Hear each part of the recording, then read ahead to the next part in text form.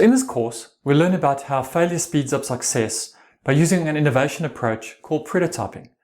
Now, prototyping is a way to test if your ideas are valid by getting experiments in front of customers and measure what they do versus what they say through rapid experimentation. Since 2017, I've been working with customers around the world to help them solve this problem. How do we get data to figure out what customers love?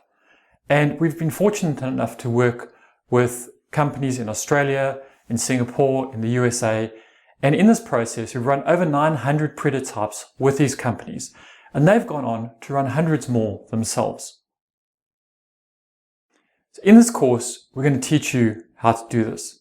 We'll help you understand why failing fast and early and cheaply is core to your innovation process, how to get data from customers instead of opinion, what the 9 prototyping methods are with great examples of real-world companies that are doing this in action, and then dive deeply into the method of taking a rigorous approach to understanding what good looks like for our customers, how do we construct experiments, how do we run those experiments, how do we interpret those results, and then putting that into action to make a decision around whether we need to continue with something or not.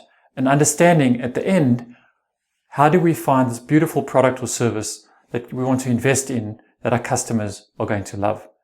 We'll support all this with tools and methodologies and apps that will give you a nice framework so that you can take this into the real world and build out and discover your own ideas. It doesn't matter whether you're a startup or an accelerator or a large enterprise.